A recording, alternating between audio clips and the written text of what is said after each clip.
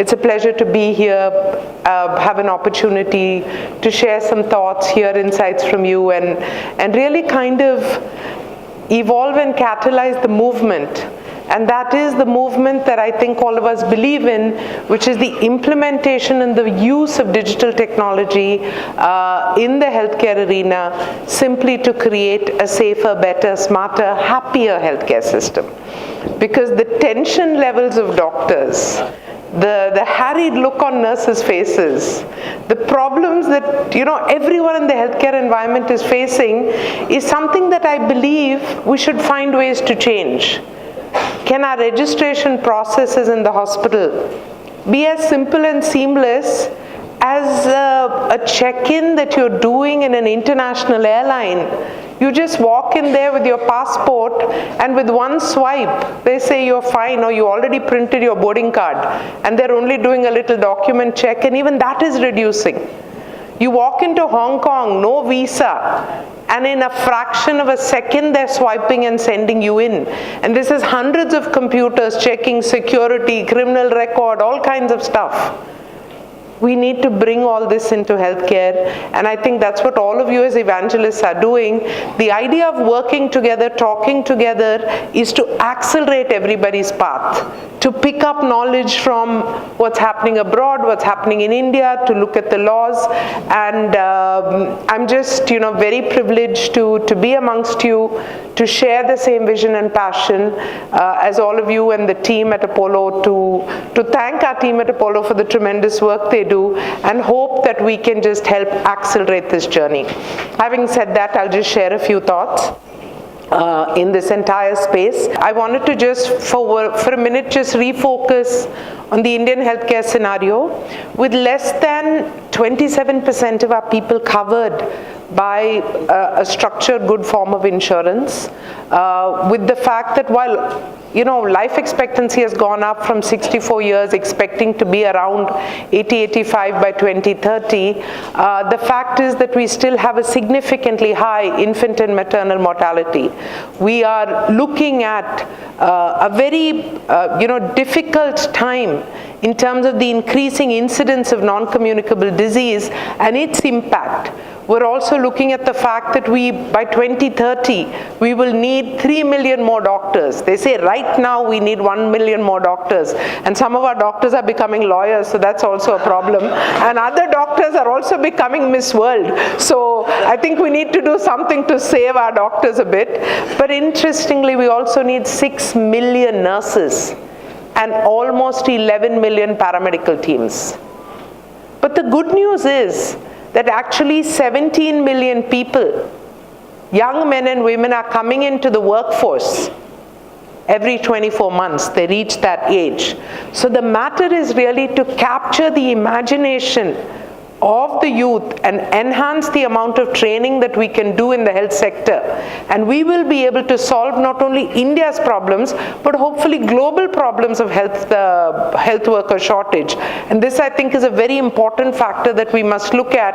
And the reason I even raise this is that it's because we didn't do enough talking about e-learning, new methodologies, changing the MCI curriculum, training doctors on telemedicine, leave alone licensing them. So there's a range of work across every dimension, so I wanted to make that small comment. But net, the Indian healthcare system is islands of excellence in an ocean of inadequacy. We have centers of excellence that can attract even the individuals on stage to say, okay, we'll come to you for a cardiac checkup. We have models of innovation which people from all over the world are looking at, including our continuous monitoring, and we're taking care of patients. In our ICU hubs, we're taking care of patients from across the world. So India has a lot to offer. Yet there are many more patients that need to be taken care of. In light of all this, I think tomorrow's technology will be doing a lot in bringing accessibility, affordability, and ensuring quality. and this will happen in the urban setting as well as in the rural setting. There are a few, I think the team had a thought process that I need to talk about something high-tech and futuristic, so you will find a few slides in there. But I also want to share with you a thought process or a concept, because in the light of the fact that NCDs is really consuming India, and one person dies of a heart attack every 33 seconds, and even more scary and sad is the fact that of a silent heart attack, 600 young men under the age of 35 are dying every year of a silent heart attack, and this is only those which are recorded. It's not even the people we don't know. And if a 35-year-old young man dies, you can imagine its impact on their family. So don't think of the statistic. Think of the impact on the family of a young wife, young children, parents who had hopes and aspirations, probably put their life savings into educating this young man, and then they lose him of a silent heart attack. 8.8 lakh cancer deaths in India by 2020. And the number of diabetics in India currently estimated to be at about 85 million, now will go to 120 million. But what is sadder than the fact that we have 85 million diabetics and pre-diabetics is, of that 85 million, only 35 million know that they have diabetes. And of the 35 million who know they have diabetes, under 5 million of them are under treatment and cure and compliance with the HbA1c under control. This gap from 85 million to 5 million can be significantly bridged by technology. Because people may say we have only 19,000 endocrinologists, how can we take care of them? You do not need an endocrinologist to bring HbA1c under compliance, treating every single patient and monitoring them. You use the protocol of the endocrinologist, you implement that protocol, you monitor through technology, and what we have is a glucometer device which connects to the mobile phone, which puts data into the PHR, which looks at compliance to your care pathway, and then a chatbot who will immediately message back to the individual saying more insulin, more exercise, less food, whatever it is the protocol, but stays compliant. And I'm really happy to say that 15,000 people on this methodology have brought their HbA1c under control in under 120 days. So this is a proven program, and this is primarily simple technology just being quietly put together to serve the patient and help the doctor. So that's what technology is all about in my mind. And when we look in hospitals and see that 80% of our patients are coming to us with stage 3 and stage 4 cancer, and if we had seen them at stage 1, we could have treated them simply and cost effectively. We could have saved their life and saved their suffering as well as saved their money. So how can we use technology for wide-scale screening? How can we monitor at-risk populations? There's a realm of things, and all of you know most of these, and you've spoken about a lot of them. But what we need to do is accelerate the pace with which these solutions that we have in our heads or in our workshops or maybe in our hospitals, accelerate the pace with which we can take these out into the world and into the community. I want to share with you two quick evolving paradigms which I think are very important. I think that care is moving. And on one hand, we need to add 100,000 hospital beds, but at the same time, if we can use technology, we will see that care is shifting from the hospital to the clinic, smaller settings, and these clinics could be in rural India, like the EPHC model, which I think we shared with all of you, and now into the home, and a lot more care and treatment will happen at the home, and finally into this 24/7 ubiquitous access to care which is enabled by your mobile phone. You will have devices connected to the phone, connected to care treatment plans. It will be driven by AI, it may be driven by WhatsApp doctor messaging, but the nature of healthcare is changing. And two big people changing the nature of healthcare is what Dr. Ganapathy often refers to as Dr. Google and Professor Facebook. Everybody's checking out with them. And on one side, doctors are not very happy about it. But on the second side, if we look at the fact that in a survey, 80% of respondents said they were happy to look or use technology to figure out what their healthcare needs will be. From finding a doctor, which is what 80% of people are doing, to using a device at home, which 60% of people are willing to start using, this will become more and more ubiquitous and accessible, which will enable us to do preventive care at a completely different level than what we're doing today. And therein lies the answer and the future. So it's something we need to analyze, think about, debate, plan for, structure for, and build our systems to literally unbundle the hospital. The hospital is no longer four walls, however big they may be and however beautiful or active. The hospital is healthcare, and healthcare is all over the world. The next paradigm I really want to talk about is this concept of focusing on prevention. I don't know if the slides are big enough. I really apologize for the super small size of this font, but I'll just share it with you and ignore the slide. Basically, everything that we're seeking in healthcare is affordability, accessibility, and quality. And in the current model of healthcare, a patient is sick, he has some symptoms, he comes to the doctor tries his best, he does some diagnostics, he may operate, he may give him medication, and the patient will recover. Most of them recover, and some may not, and this cycle may keep going on.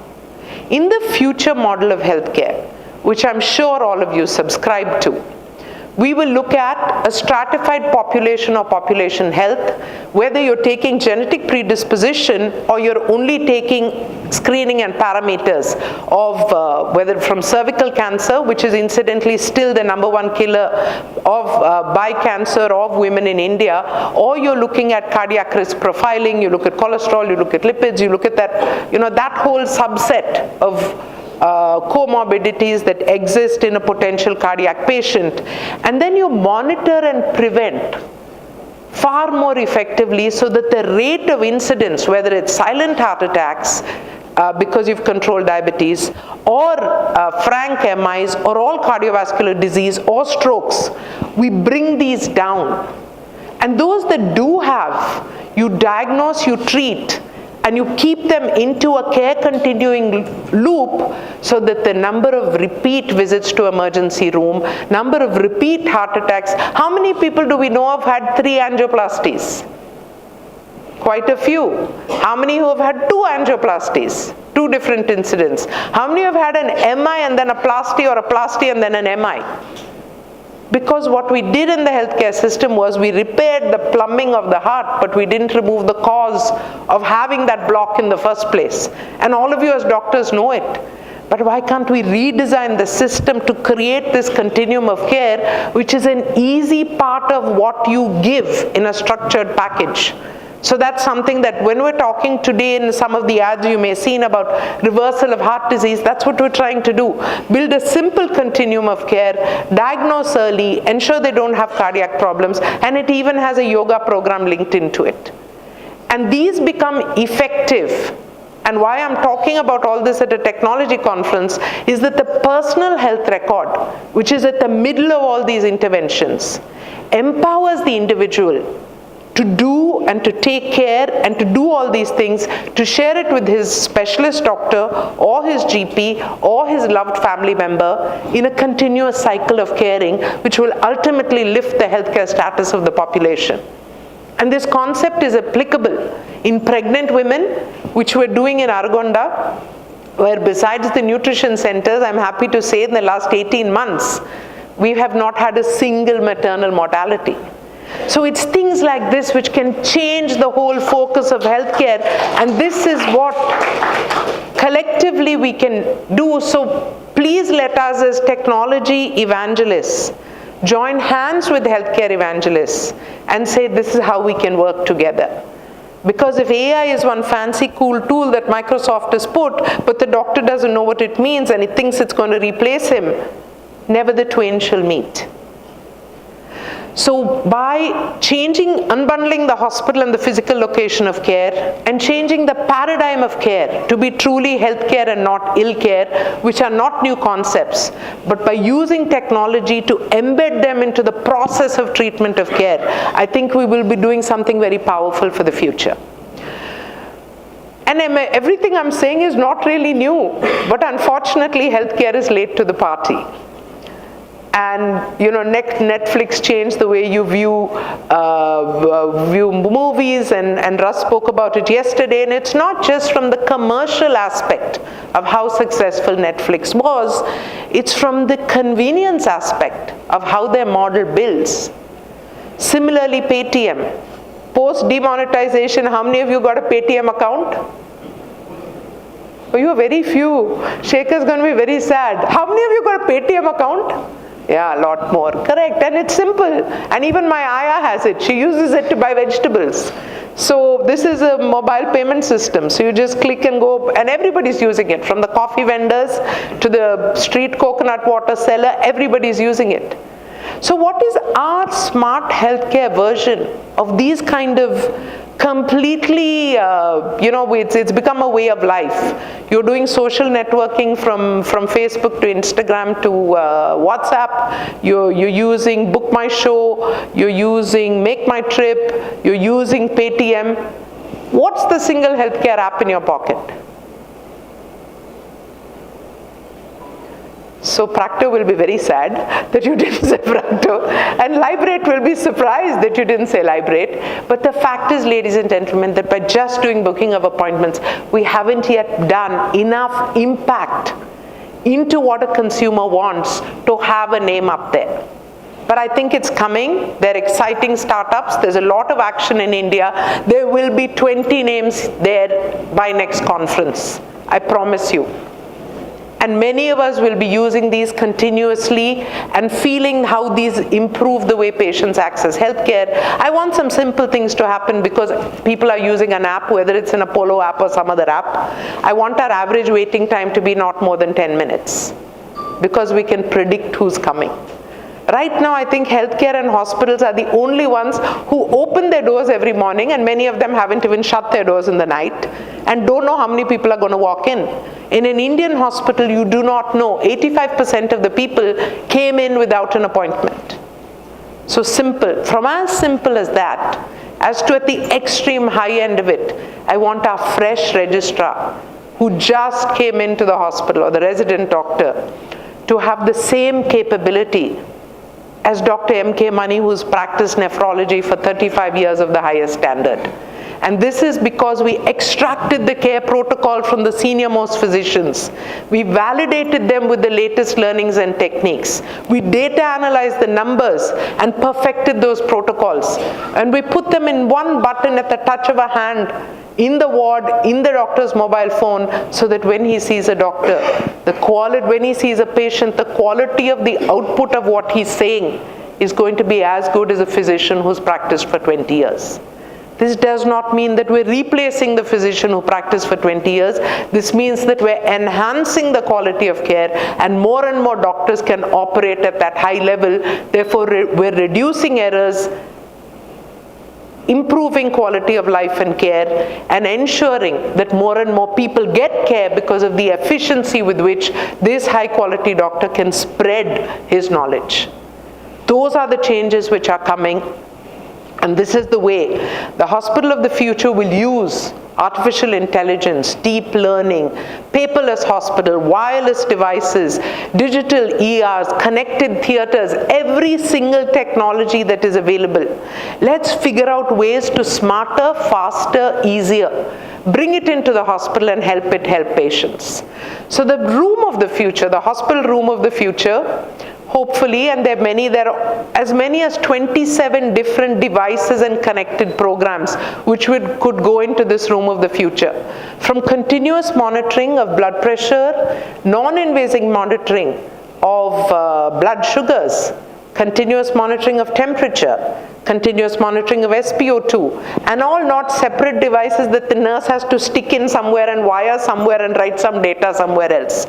Simple, seamless, you saw the tricorder yesterday, simple, seamless devices simple x-rays which come to the room. If the ultrasound can be a small device attached to a smartphone, isn't this something which will go to the room? You'll finish your ultrasound and you'll see 1 minute the patient will be watching a movie on Netflix, and when the doctor walks in, the screen will change to show the x-ray, the ultrasound, the screen, the images, the EMR, and this will be connected with your AI, and it will give you prompts, and you'll do treatment planning right there in the room and tell the patient what's happening.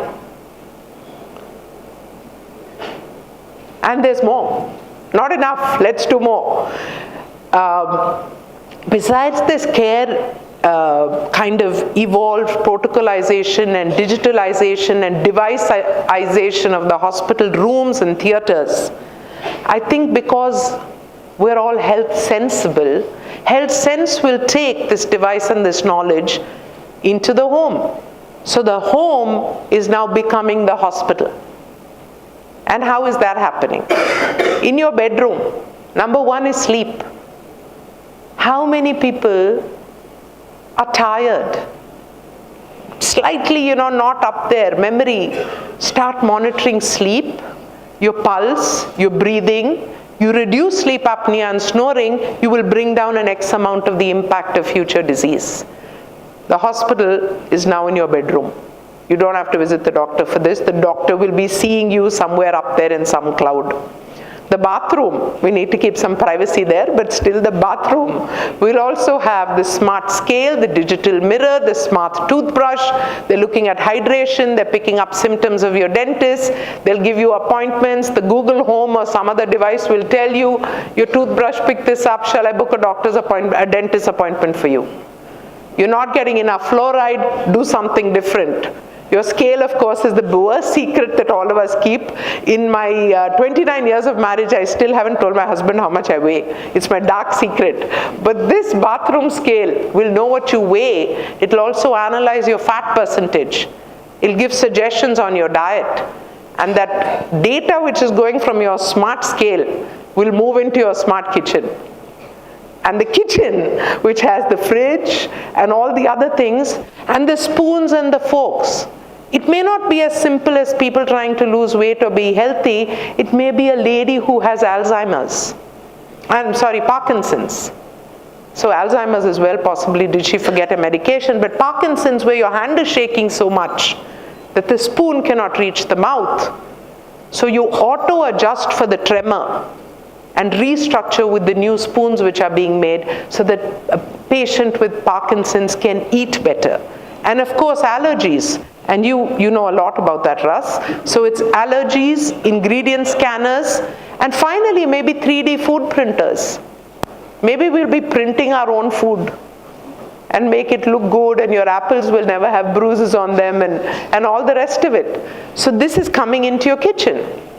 It's definitely coming into your workplace, from posture monitoring to please start moving, to smart suggestions about you didn't sleep enough, so do you want to carry this work home, or you want to take a small snooze, whatever it is. And finally, when we're exercising, besides a virtual assistant or this coach, you will be tracking smart clothing, smart monitoring. Nike already has the little pulse that goes into the shoe. Many, many changes to the way we're looking at things at our life. And the smart pill just got FDA approved. So you know whether it's been taken, whether the ingredients are getting. So the whole environment out there is changing. And the reason I did this quick snapshot into some of these changing things is that there are some people who were sitting in this room yesterday, some of the young kids, who said, we've been coming to this conference for 4 years, and we're hearing the same stuff, but we're not seeing enough of it in the hospital. We're hearing the same stuff, but we're not seeing enough of it in the apps and the phones. The pace of change in the healthcare has to pick up. And it is actually, the world is changing faster than we know it. But we can remain and continue to be slightly resistant to that change. And we're finding 20 reasons why Watson is not going to work on Onco. We're not finding the single reason on how to make AI work in cancer diagnostics so that we can deliver better care. It may not be Watson, it may be someone else, but let's go out there and make it happen. So I think that is the only reason that I gave this overview, is to request all of you who already know the subject, who are experts in your own way, and doctors and hospitals to say let's up the ante, because with good technology embedded into our systems, we can deliver lower cost, higher quality, and more accessible healthcare. Whether it's telemedicine or anything else, let's find a way to reach the unserved. Life is priceless, and all of you know it better than anyone else in the world. Thank you.